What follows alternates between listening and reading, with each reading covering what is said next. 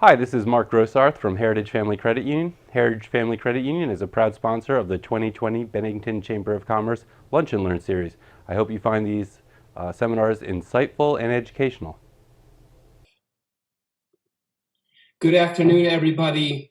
Welcome to our Lunch and Learn. I hope you're joining us in the comfort of your home, safe and secure and healthy. We have done these Lunch and Learns for the last couple of years. This year we moved over to a digital format, seems like just in time, and then COVID struck and we've had to do a little reorientation with our chamber Lunch and Learns. So we've done a lot more telecasts, subject matter experts, even digital business roundtables with our members. But our team wanted to get back to some normalcy. And so we are bringing you what was our regularly scheduled May Lunch and Learn with me here at the comforts of Zoom, your home, and of course with the technology and the assistance of Cat TV. So we want to thank the staff over at Cat TV for helping us with every one of our telecasts, every one of our digital business roundtables, as well as the Lunch and Learns. And we hope to continue these Lunch and Learns. When we first set up this Lunch and Learn, it was going to be around strategic planning. Obviously, things have changed. We'll talk a little bit about strategic planning and why my belief is now more than ever, you need a strategic plan, where I think some people may say, well, we'll throw the strategic plan out the window. That's not the case. We'll talk a little bit about that today. But we wanted to make it more contextual to COVID-19. And so I thought it'd be a good discussion. I'm going to throw out my screen, and you'll be following along on my screen and my PowerPoint, and I'll be the little bubble in the corner. Hopefully you're joining us via Facebook Live. If not, we are recording this and we will put it out to our membership afterwards. But if you have the ability to watch on Facebook Live, please do. And if you have questions or we have time to get to questions, we hope to answer those. But for now, I'm going to throw up my PowerPoint screen.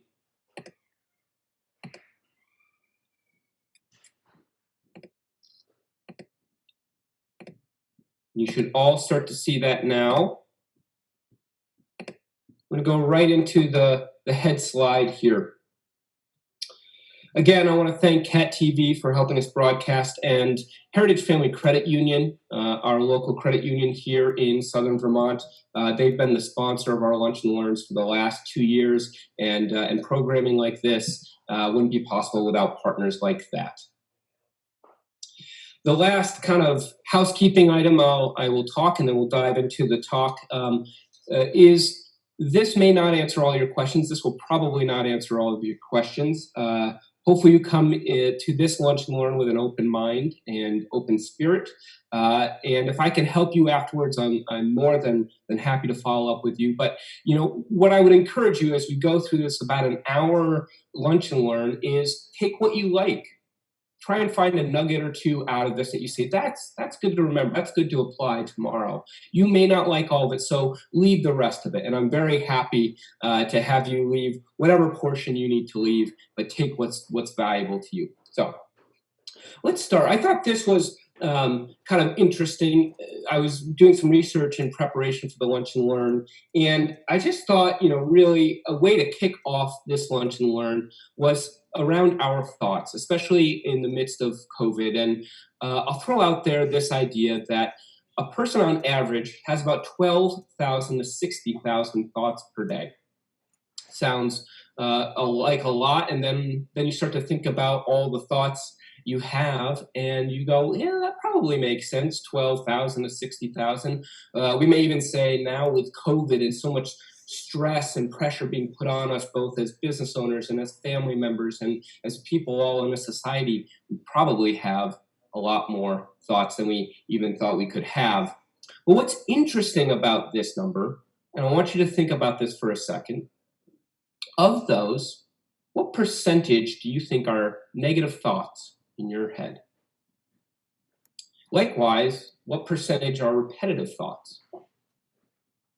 You may be amazed to see that 80% of our thoughts, between 12,000 and 60,000, and let's just say that we're having 60,000 thoughts a day with this COVID crisis, are gonna be negative. And so when you look at that number, 48,000 thoughts a day are going to be negative thoughts that you're having. And we can imagine that, right? As we lay our head down to sleep, we're kind of constantly thinking. We wake up, we're worried, we're anxious. Even more interesting and perhaps more scary is 95% of our thoughts are repetitive. So if we have 80% of our thoughts are negative and we repeat them, over 95% of those thoughts we repeat, that's a heck of a lot of negative messaging you're receiving daily by yourself.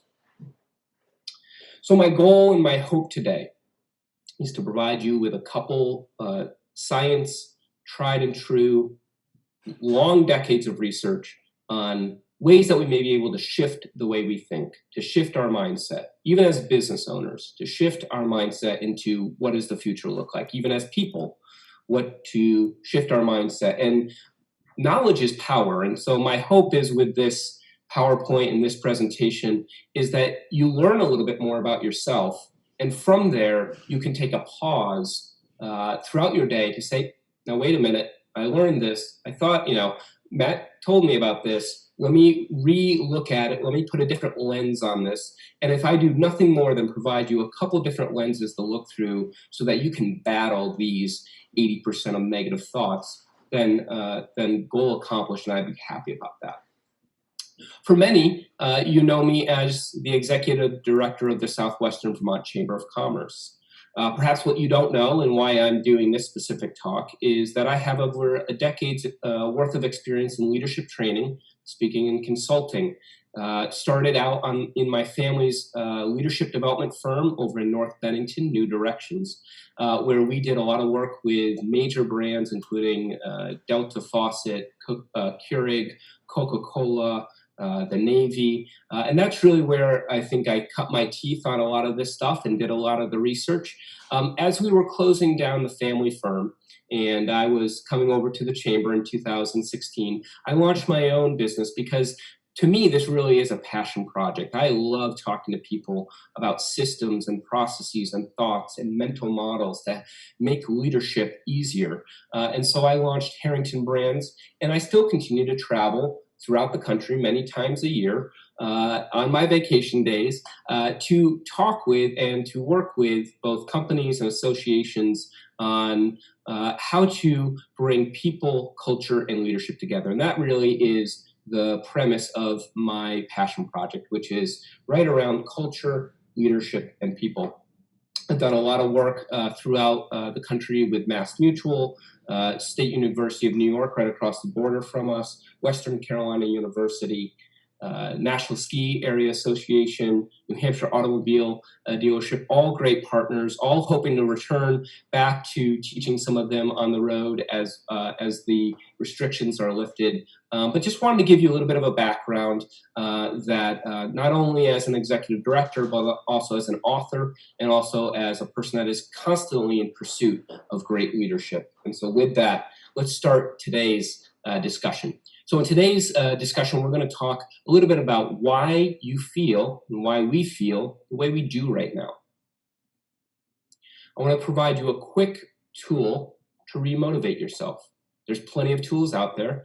I hope to just give you one because we only have an hour, but hopefully you can utilize this and use this. And absolutely, this works on children and students and employees as well. But for today's sake, think about it in your own self. I want to help with creating some future plans that work. I am big, both on the macro and the micro, on the 100,000 foot view, and then how to implement that in a 1,000 foot mechanism. That's probably my sweet spot. My claim to fame is that I can think big and be creative, as well as bring it down to the minute detail to make it actionable. And if I can teach you some of the things that I've used over the last 5 years at the Chamber, and of course over the last decade with other clients, I hope to do that. We're going to talk about how to create that compelling vision of the future plan. And I want you to apply this. If you're a business owner watching this, apply it to your business as comfortable as you are. If you're an executive director or a director of a nonprofit, apply it to that. If you're a person, or family. This to me transcends everything. It can be our vision to buy a new house and to have a better life in 10 years after COVID, all the way to I plan to take this regional organization to a new level. So I hope to talk to you a little bit about the ability to implement that the plan throughout personal and professional life. And finally, how to build a team around that future. So that's what we're going to spend today on. Here's a good quote. I like this one. The best way to predict the future is to create it. And there's the gentleman right there. Anybody know who said that? The best way to predict the future. I think this sets the tone for the rest of the Lunch and Learn, which is we have to create our future. We can't just have those negative 80% negative thoughts. We need to create it. And I know many of you on this telecast are creators and entrepreneurs and innovators. So I'm excited for you to join me here. But who said the best way to predict the future is to create it? None other than business guru Peter Drucker. And so as we kind of chart forward and we look at that future, we look at how we're gonna create it, I think it's very important to be gentle with ourselves, to realize where we are individually, as a community in Southern Vermont, as a community at large on Facebook, as a community in the United States, and of course across the globe. And to know that, I think it's important to, and to chart a path forward. Let's get real. Let's deal with the brutal facts of where we are emotionally right now. And I think that that's helpful. So I'll go to one of my trusted guides and processes, very, very basic, and I think it's very helpful for us to identify. I wrote about this a couple weeks ago in an article, but it's using Maslow's hierarchy of need. And Maslow very simply said, we have these needs that have to be met, and there are rungs to that pyramid, as you see there. And we cannot get to another rung until we satisfy the lower rung. And so if you think about where we are right now, perhaps most of us, our physiological needs are basically met, right? Air, water, food, shelter, sleep, clothing, reproduction, those are all being met, I think. Safety needs, personal security, employment, resources, health and property. Now that's an interesting one, isn't it? Do we feel like some of our safety needs are being taken away? I mean, aren't we in a stay home, stay safe order right now here in Vermont and across the country? So as we look at these hierarchy of needs and we think about where maybe we're stuck right now, it might be in safety needs. Maybe we're still working, we still feel pretty healthy, we've got our property, we've got shelter and water and food. We may be at that other level, which is loving and belonging. And if you're an extrovert like me or some of my friends, this may be where you're finding deficit. We can connect via Zoom, but there's something that's missing about sitting around the fire and chatting and seeing people face to face. So many of us may be hung up on that loving and belonging, friendship, intimacy, family. We just celebrated Mother's Day, but we all had to do it remotely probably. That really took away some of the fun bite of Mother's Day. So when we think about this, and what Maslow said is, as human beings, we're all trying to get to self-actualization, the desire to become something that's more, that's the most that we can be. But you can't get to self-actualization if you're hung up in other rungs, and you have to kind of pass the test. And we keep going through this time and time again, but we have to pass those. We have to get out of safety needs and out of loving and belonging and into esteem and past that and get to self-actualization. It's oftentimes when we look into poverty-stricken areas or socioeconomic areas that children are struggling with learning. We're asking them to do, to self-actualize, think of themselves as mathematicians and English majors. But if we never create a safe home for them, it's hard for them to ascend to that level. Likewise, I would say, it's probably hard for us to ascend to that. So as much as myself as the director of the chamber and many of your partners are encouraging you to open, encouraging to think about strategic planning, and encouraging you to think about a new normal, I think we need to have a reality check about where you are. And so if you're feeling blue or down on certain moments in the day, you're probably scared about safety. You're scared about your family, and that's absolutely normal.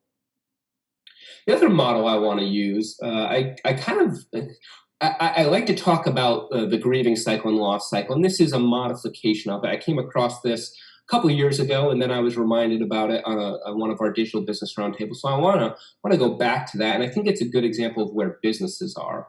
And so you may find yourself somewhere in the middle of the Kubler-Ross change curve. And so what's that to say is that on the y-axis we have morale and competence, how good you feel and how smart and intelligent you feel on a certain thing. And then we have time. And basically what I want to entertain is the fact that if we look at this model, let's just say COVID happened at the beginning of that morale and competence line, and we went through a variety of feelings and emotions, and one of those might have been shock, right? I remember May 13th, 14th, 15th, and then the deserted streets on the 16th, 17th, 18th. It was just kind of shocking. It was surreal. It was almost like a movie. We were in, I Am Legend, and it was shocking to many of us. Then we started to go through denial. Well, this isn't as bad. We'll be open in a couple of weeks. This isn't really happening to my business or my industry. And probably all of us have hit something harder than we should have out of frustration. We hit a frustration point. And many of us have probably gone through the levels of depression as well, low mood and the lacking of energy. And we keep going in that cycle.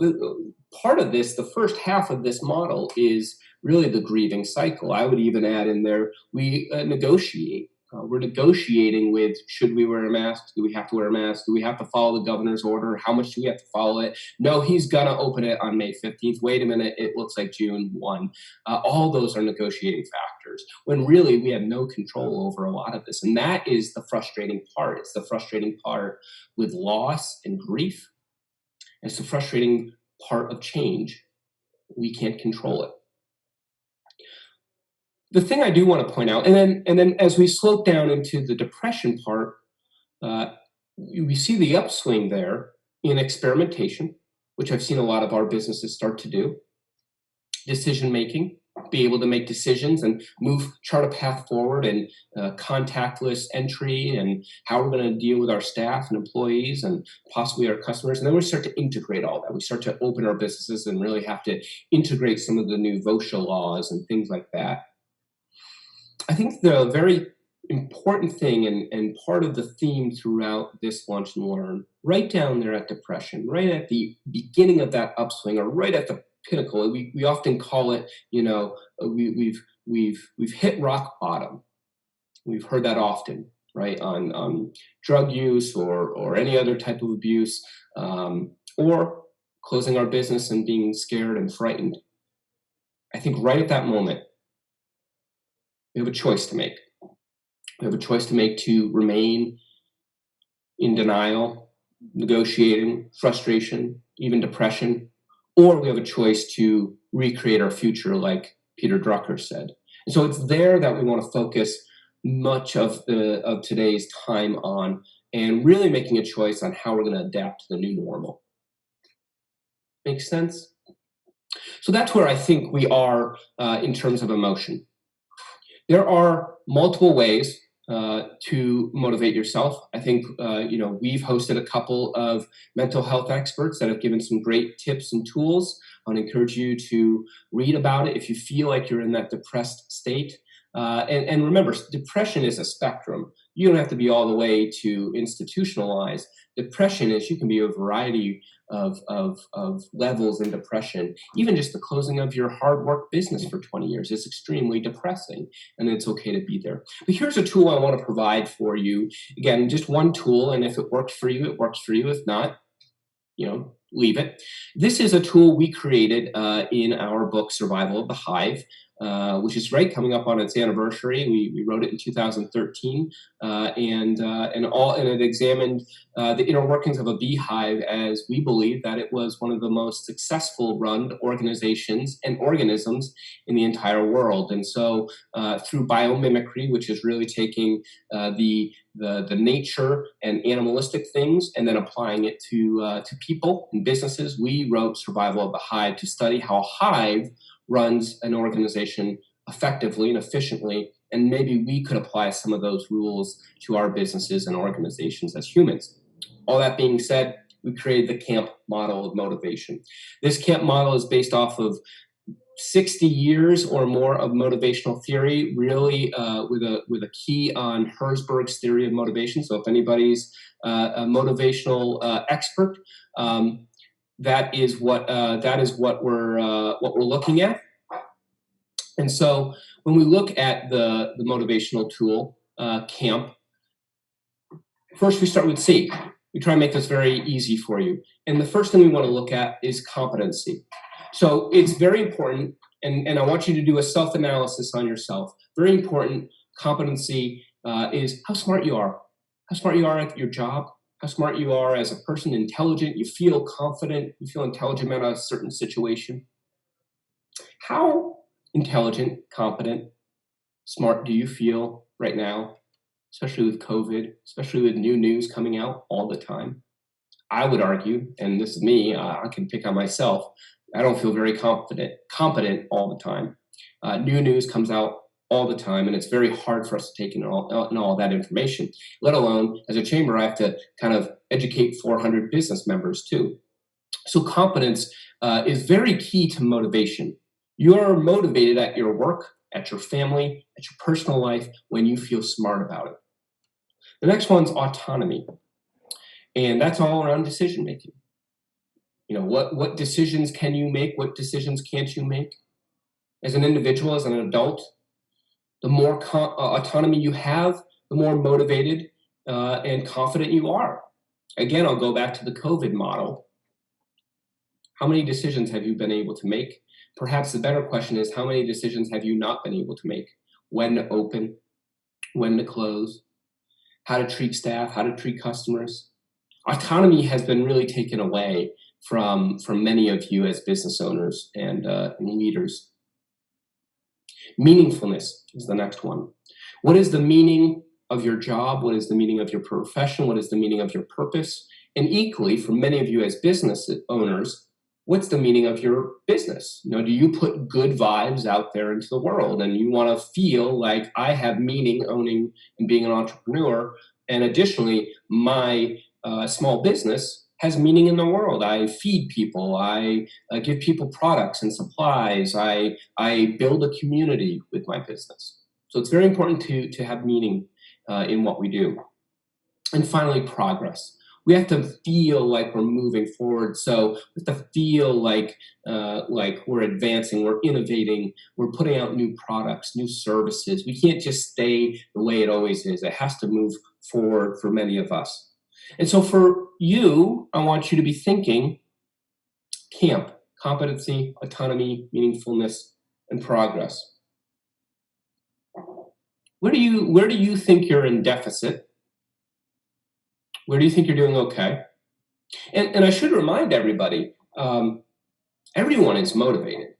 If you're breathing, you are motivated. And you may not say that if you have a young child or a struggling student, but every one of us is motivated. If we're breathing, we're motivated. We're just motivated to perhaps do the thing you don't want us to do.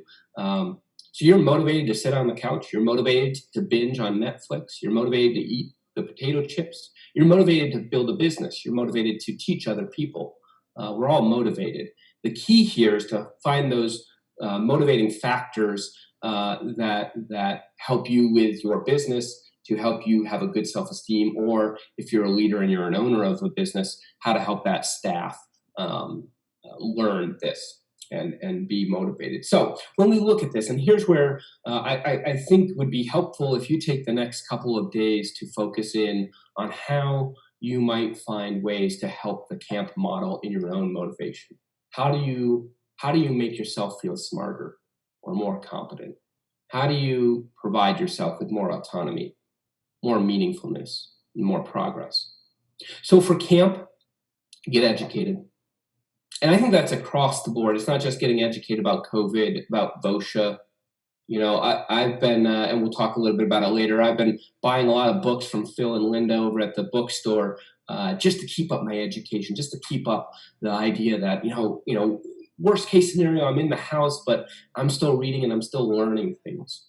And equally, you're on this Lunch and Learn today. There's a great example of practicing competency building. Experience. You're going to have to jump. You're going to have to jump into this new world and this new normal, and you're going to have to open your business someday, and it's going to be different, and that experience is going to strengthen you and give you more confidence.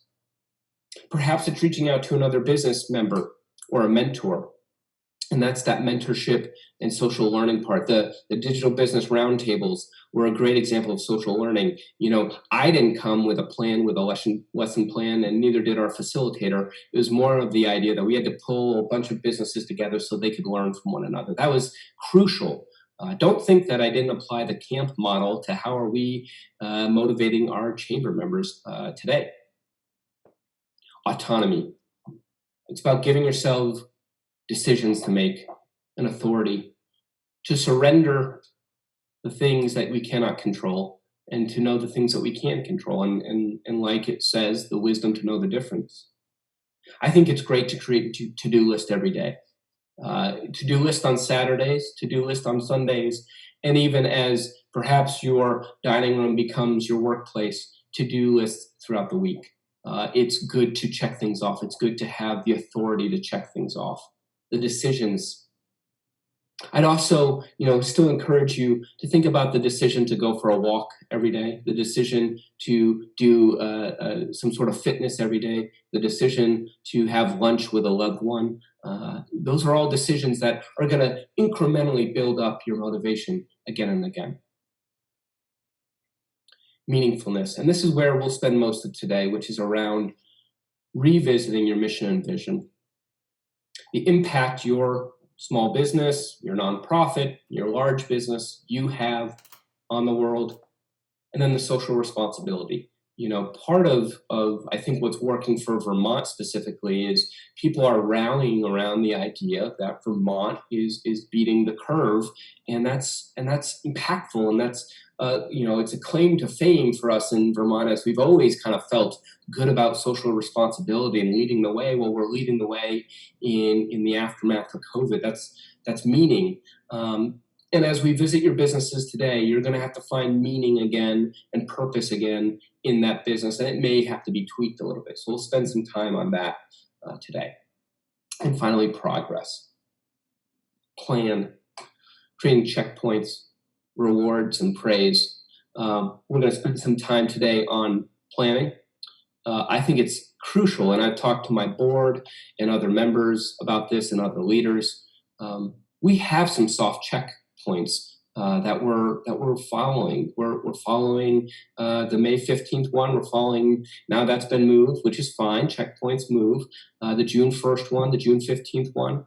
Obviously, we have a big day coming up on Labor Day, and I'm with Garlic Fest, and I'm always keeping aware of the checkpoints. It's important. It's important to create multiple plans. We should be spending our time creating worst case, best case, middle case plans.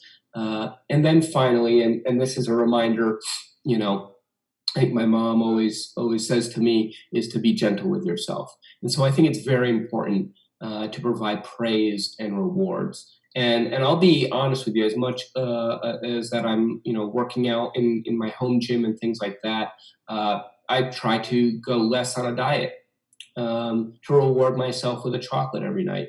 We just did a fantastic virtual wine tasting. Reward yourself. Find ways to be in society. Find ways to say we made it through another day. We've seen things like tequila and taco Tuesdays. We've seen wine Wednesdays. Find ways to do Zoom calls with your family and even the friends. I mean, what's been terrific about this experience is reconnecting with old college friends and old high school friends, because everybody is Zooming and getting in on the digital connection. Well, I would have never really done that in any other circumstance. So it's been great. So find those ways, and that's what camp is all about. And so when you're thinking about your assessment, usually we're about a deficit of 2. So you might feel not smart and not able to make decisions. You may feel like you just started a business and my meaning, just went away just like that. I opened up a restaurant and I closed it right back down. What's the meaning of that? Or progress. Many of us were starting 2020 quite strong, including this chamber. The progress to become a new regional chamber with a new brand. Well, it feels like we just got stuck. It's important for us to lean on these things to build ourselves back up. And so that's just one motivation tool. So as we look at where we are and where we need to go, I'm hoping, I'm going to give you some tools now. I don't expect you to have solved all of your motivational challenges in the last 5 minutes of me talking, but really we want to focus on this part right here. So hopefully you've made a choice at some point. You're on this Lunch and Learn, and you've made a choice to move from depression and all the left part of that curve to the experiment, the decision, and the integration. So let's talk about future planning. Okay. Why do future plans and ideas fail? Why do you think future ideas and plans fail? Well, we've really boiled it down. I believe in this wholeheartedly, and there's some science to back us up on this. One is we have not created enough dissatisfaction with where we currently are.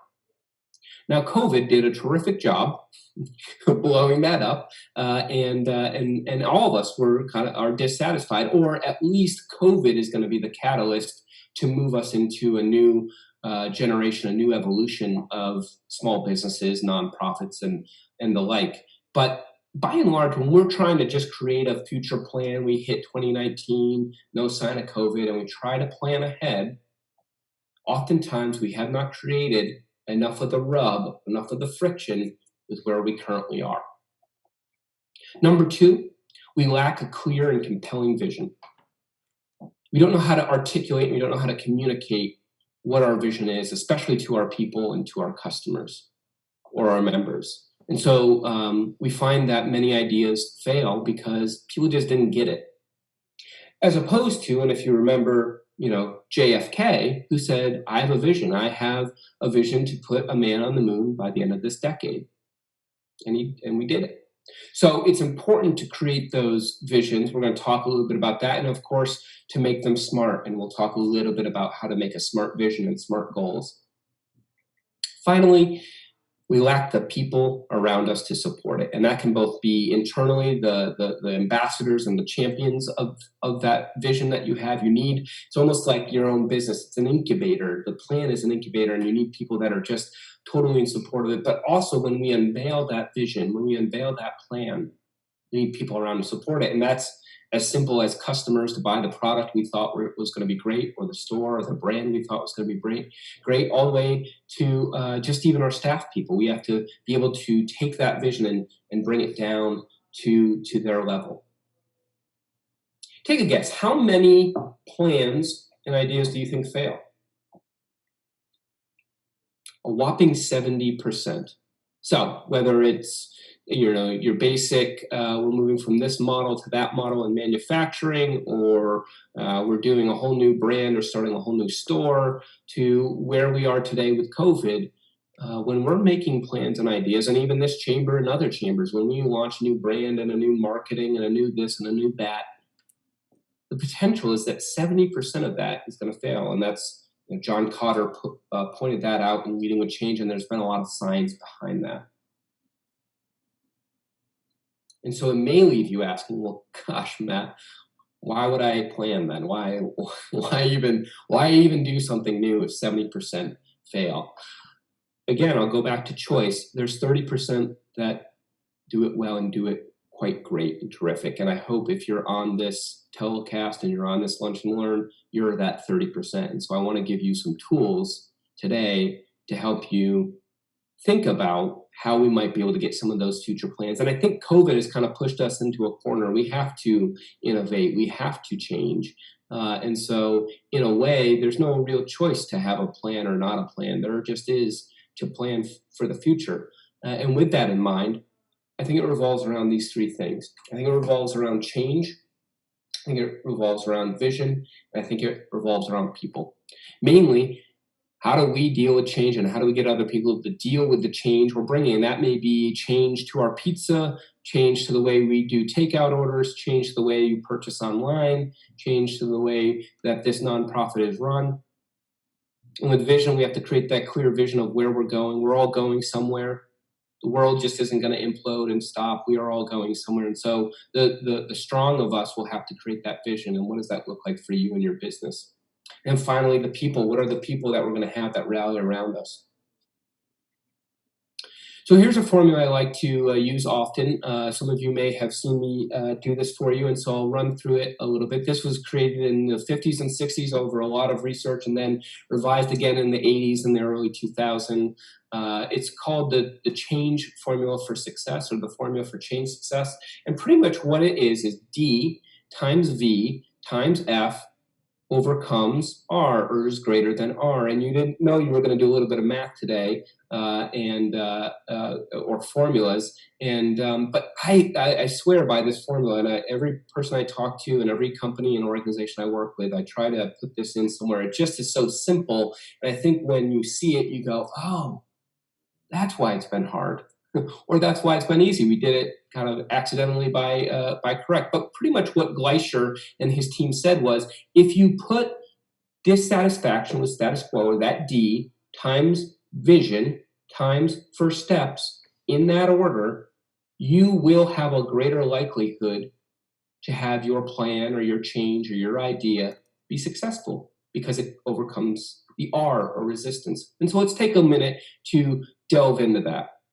Gleischer said, first, you have to create dissatisfaction with status quo.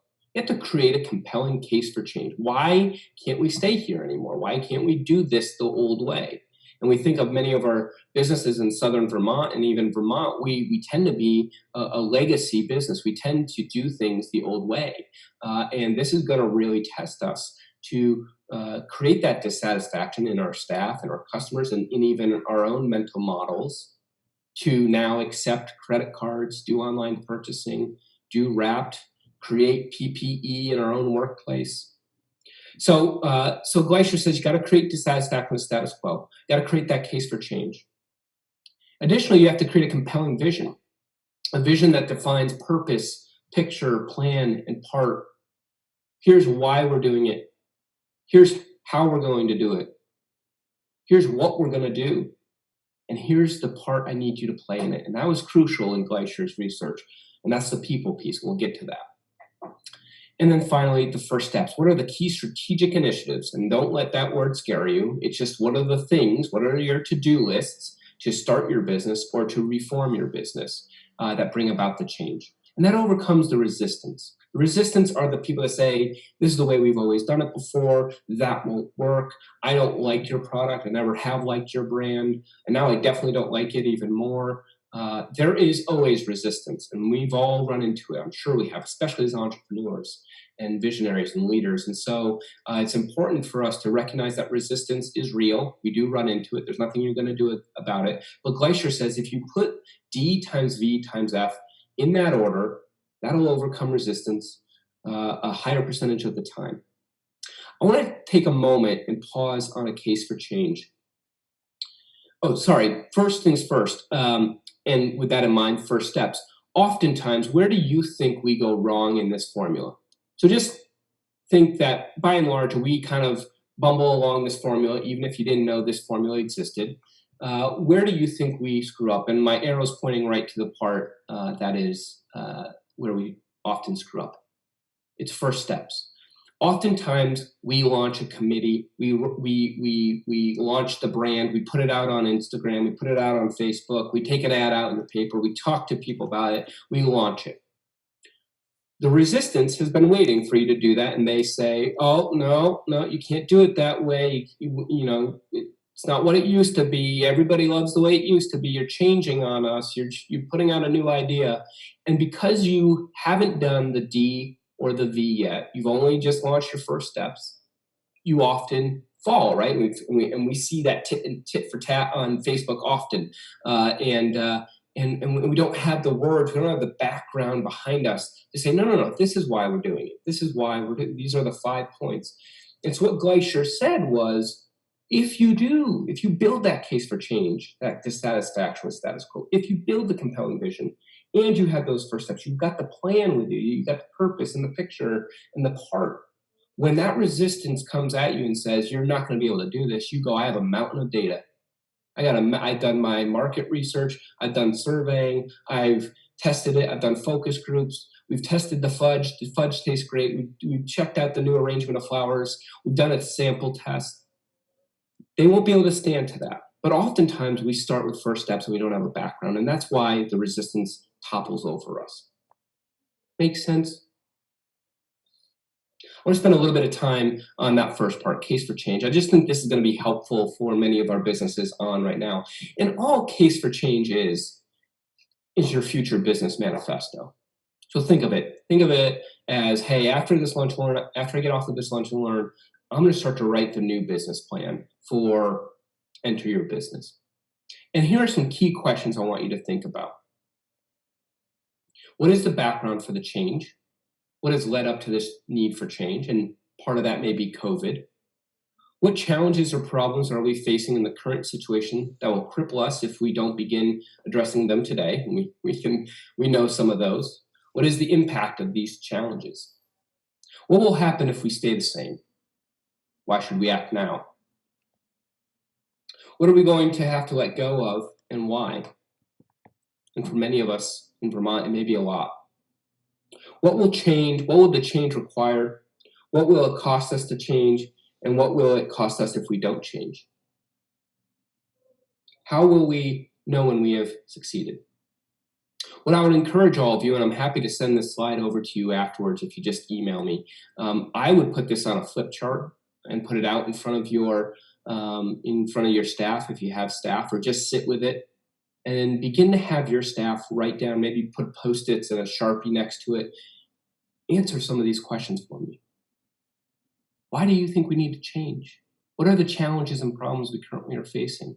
What will happen if we stay the same? What are we going to have to let go? You'd be amazed at what your staff will come up with for you. And you can put some of yours down there. But all of a sudden that starts to build in the buy-in. So again, it's not your plan, your edict, your manifesto. It ends up being our plan because you've now encouraged them to participate. So again, just food for thought. You may want to, as you redevelop and rebrand and repurpose your businesses, you may want to take this slide, take a picture of it, or I can send it to you. There may be some good starter questions for you. More on the change model. When we're building dissatisfaction, benchmark successful others, share compelling information. Oftentimes when I'm doing this, and I've done this a couple different iterations with the chamber, I'm surveying, I'm doing focus groups, I'm getting quotes, I'm sharing it with our board of directors. All those are information gathering. We're building the dissatisfaction. A couple of weeks ago, I wrote, or probably a couple months ago at this point when we changed our name, I wrote a column in our local paper. It was very much in alignment with the case for change. So, if you're a local Benningtonian, you can go back to the Bennington Banner and find that column. I pretty much systematically answered all those questions on the former slide in that column. Compelling vision, make it personal, align to your interests, especially if you're an entrepreneur. This has to be a passion project for you. This is the hardest time for your business right now. There's never been a harder time for your business. And so this has to be passion. You have to eat, sleep, drink, and eat your business. And so keep that vision in front of you, set goals. We'll talk a little bit about that in the next slide. And then first steps, there's a couple things there. Get your people to start to participate, generate quick first steps, recognize your successes, goes back to that praise and reward. The two things I might suggest, and I do it often with organizations and even our board, find some quick wins. As you build out your plan, you're going to want to show that you're winning. We're winning. People want to be on a winning team. People want you to win. People want you to be successful. And I think of two businesses right off the top of my head. Even in the midst of COVID, they probably didn't recognize that they were going through this. But I think of the Ramontos team down in downtown Bennington, the pizzeria there. They shut down their shop. They knew they had to, and immediately the owner went and purchased paint and cleaned the whole inside of his store and started to do quick wins. He started to repaint his store, take the lights down, dust them off, do all the work he hadn't been able to get to, so that when you get there, you go, wow, it's just even better already. Additionally, I was walking into Bringing You Vermont in Bennington, and the staff there, which is mainly family, were all rearranging their store. just to create a new and different experience. And won't that feel like a quick win when we come out of this? And as retail reopens, the people are going to walk in and already sense newness and sense that that family had a vision. So kudos to them. And I think it's the quick wins that are going to be important when we build that plan. Okay, so does that make sense in terms of change? Let's talk a little bit about vision. Okay. I like to always lean on Jim Collins and the Good to Great series. He did Good to Great, wrote the book Good to Great, Great by Choice, How the Mighty Fall, a couple others. But pretty much Jim Collins studied over 1,000 good and great businesses. And what he was able to do through 10 years of research is really deduce what really makes a business great. And he created some key factors. One of those factors was this idea of the hedgehog concept. And he takes the Greek parable, which says the fox knows many things, but the hedgehog knows one big thing. And that's where he created his hedgehog concept. And he was seeing it in many of his great businesses that he was studying. And what he pretty much put together was this triad of things that need to happen in order for you to run a successful business or a great company. And he said, you have to define what you are deeply passionate about. We talked a little bit about that today. You have to also find what you can be the best in the world at. And finally, you have to find what drives your economic engine. Oftentimes, I find with young entrepreneurs, it's mainly easy to define what you're passionate about, what you want to start your business on. You might think you're the best in the world at, but you can't figure out a way to make money on it. And so oftentimes it's about encouraging those young business owners and the young entrepreneurs to find does that actually drive your economic engine, or is this a hobby? But pretty much Jim Collins said, look, you've got to get all those plates spinning. You have to be just passionate about what you're doing. And when he looked at the leaders of these great companies, they were extremely passionate about it. They thought they could be the best in the world at it. And I would encourage any Vermont business and Southern Vermont business and anybody else on this call, you can be the best chocolate maker in your whatever industry, sphere, town, region. You can have a specific product that you're the best at. Butter Crunch is a good example. Be the best in the world at that. And then you have to be able to make money off of that. And so as we build our vision, I want you to start to think about that. And as you build your vision, what are you deeply passionate about? We are passionate about making chocolate. We can be the best in the world at making these 3 chocolates, and we believe we can keep our business going for the next decade by selling these chocolates. It's a good example. Okay, so let's say you go off and you develop that vision, and I think you could take your case for change. I think you could take those triads and spend some time with your team or at home if you're a solopreneur and work on that. Once you build your vision, how do you cascade that down to your people? I think it starts with the mission and vision, and I'll break this down for you very easily. I think people start to go, mission, vision, that big picture, that's not me. Your mission is who you are, and your vision is where you want to go. It's as simple as that. So define who you are as a business, as a person, and where you'd like to go after COVID. Then start looking at the critical strategies. What strategies will it take us to actualize that vision that we've just created, or the idea? And this is where I'll kind of pick on the people that don't think strategic planning is necessary. I often find that if people say we don't need a strategic plan, it needs to get shorter, it can't even last 3 years, then you're not actually thinking strategically. You're actually thinking operationally and tactically, which is fine. Just understand what you're saying. You're not thinking strategically. Strategically is 100,000 feet up. You're looking down at your business. And oftentimes, critical strategies will not change.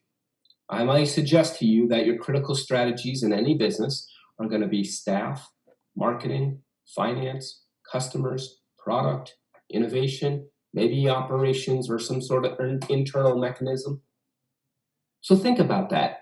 Post-COVID, before COVID, the idea that you need somebody to do the work hasn't changed. The idea that you need a product or service hasn't changed. You will have to market after this hasn't changed. You will need good books and good finances hasn't changed. So the strategies of how we run our businesses, crisis or not crisis, and Jim Collins talks a lot about this in his Great by Choice book.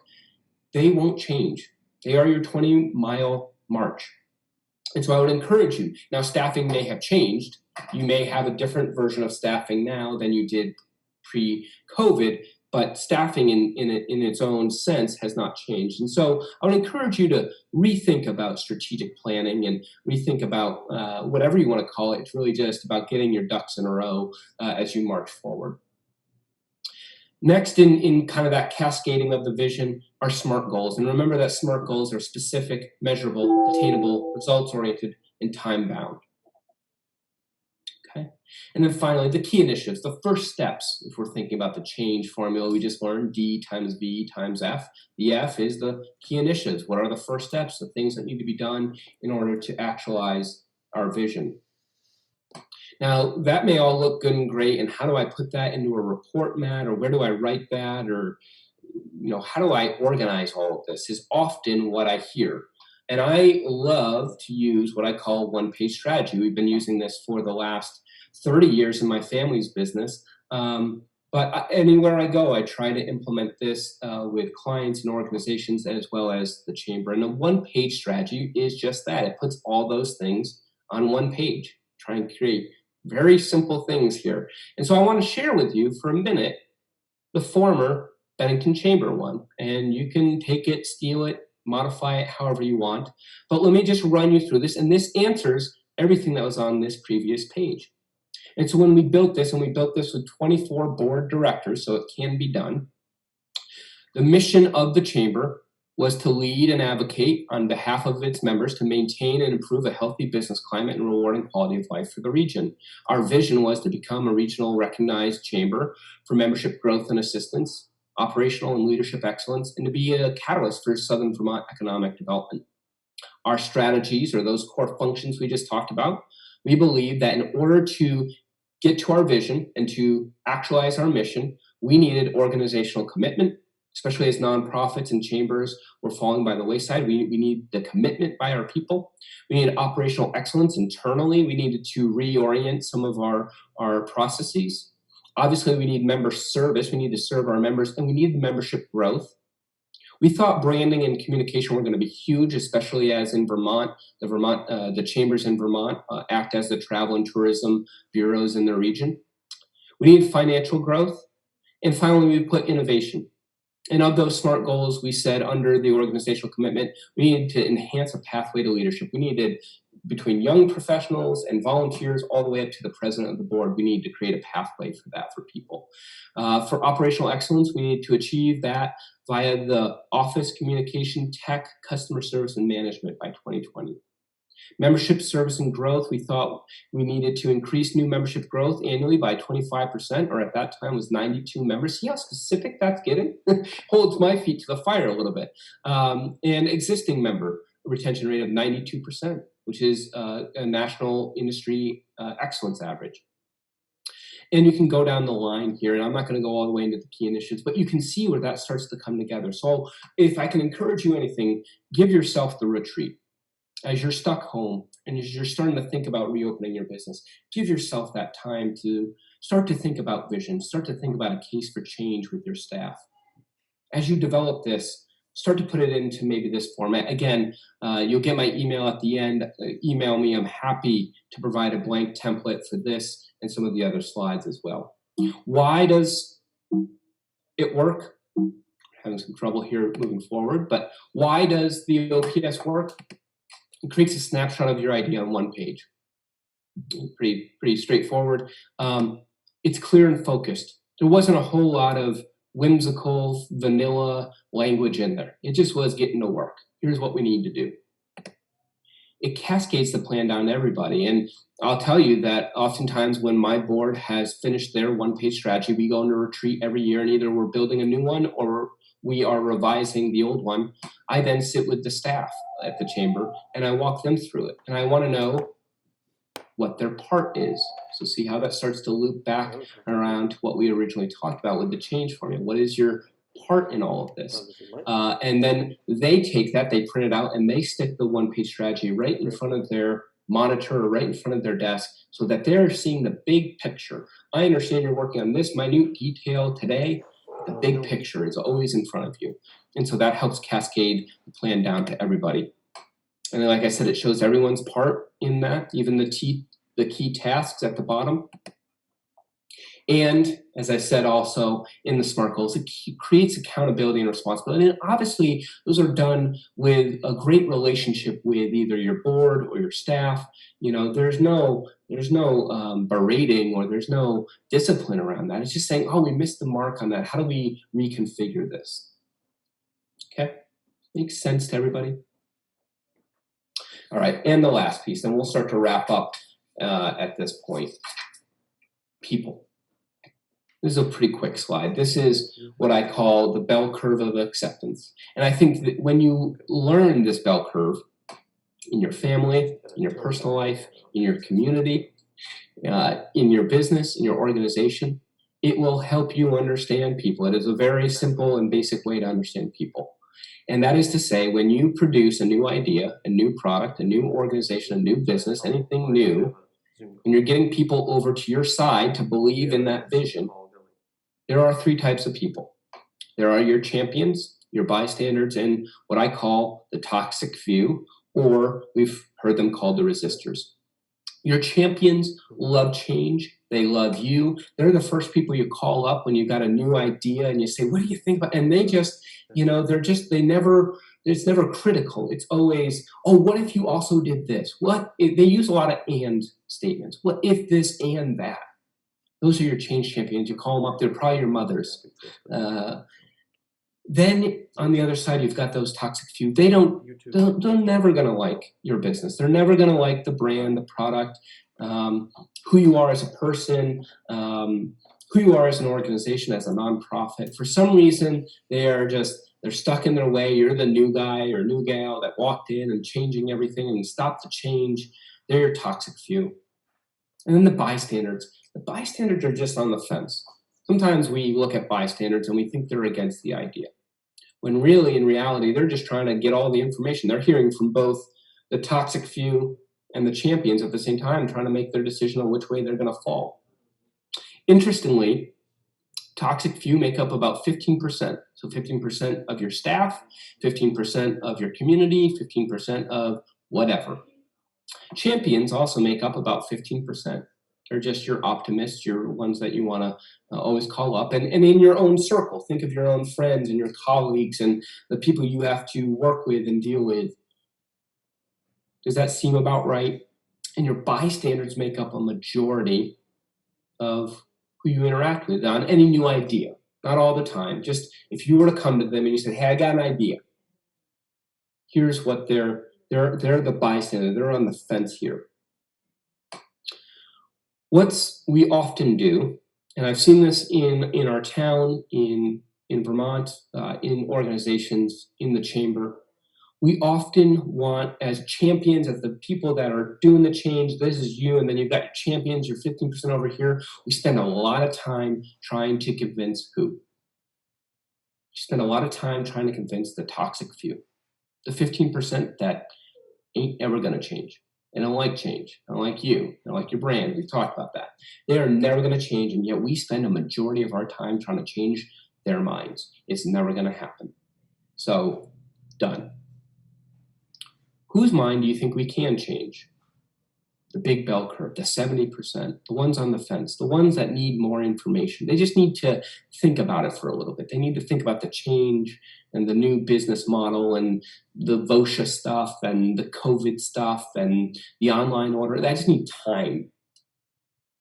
That's where we want to be focusing our energy. And so what you're doing as the leader and what you're doing with your brand champions down in that corner, you're pulling people over. And what do you think is one of the best ways to pull people over? When maybe you're the bystander on somebody else's idea, what do you like? You probably like information. You like a plan. You like a vision. You like optimism. Well, what did we just discuss over the last hour? We talked about motivation. We talked about creating a case for change and dealing with the D times V times F. We talked about creating that vision and the one-page strategy. Imagine if you kind of kept handing them these things. Think of me if you've been part of the chamber. How often I'm sending you maybe a white paper, informing you, sharing with you, come to the annual meeting, sharing, doing a video, broadcasting live, always giving more information to the bystanders than I hope my resistors are. And that's the model we've used at the Chamber. It's the model I've used in my life. It's the model I use with other organizations to get people on your side. And so as I started this slide, think about where you normally are. Think about your life. This may help you dissect people a little bit more and say, I don't need to waste time on that toxic few. I'll work on the ones that I can convince. So again, how to make your future happen. I hope it gave you some very straightforward, tactical things. This, I hope, wasn't high function, highfalutin, pie in the sky stuff. I hope that you employ the change formula, the vision formula with OPS. Get your champions and bystanders in with you. And so the challenge for you, practice that change formula. Just think about it tonight. Create a one-page strategy. Develop those brand champions and convert the bystanders. This is going to be all new for them when you open your doors after COVID. So how do you create brand champions and convert those bystanders? And then as I've seen great success with our own digital business roundtables and just social learning, share your successes and challenges with one another. Call each other up as business owners and as leaders of nonprofits and talk through this lunch and learn or anything else you're seeing out there. It's important. It's how we stay together as people. I want to leave you with this. I'm reading a new book. I have to say thank you to Phil and Linda over at the bookstore. They've been helping itch my educational need in terms of my own motivation. But I've been reading this book by Angela Duckworth called Grit. Seems appropriate, right? And it's interesting. She has, among many philosophies and thoughts in the book, she talks about practicing hope. And so I thought that was just kind of neat. Oftentimes we think we just have hope. And she actually says, usually hope is the expectation that tomorrow will be better than today. And she says, look, when you're actually practicing hope or grit depends on a different kind of hope. Grit depends on the fact that it rests on the expectation that our own efforts can improve our future. And it goes back to that Peter Drucker quote. We have to create our own future. It goes back to the choice. We have a choice to make. And so she talks about practicing hope. And likewise, she also talks about practicing learned optimism. I thought that was fascinating. And if you'll bear with me in the last couple minutes, I'd like to read you this excerpt from her book. A seminal experiment proved for the first time that it isn't suffering that leads to hopelessness. It's suffering you think you can't control, or learned helplessness. What followed was an exploration of the flip side of learned helplessness, which was later dubbed learned optimism. Optimists habitually search for temporary and specific causes on their suffering, whereas pessimists assume permanent and pervasive causes are to blame. If you are a pessimist, you might say, I screw up everything, or I'm a loser. These explanations are all permanent. There's not much you can do to change them. They're also pervasive. They're likely to influence lots of life situations, not just your job performance.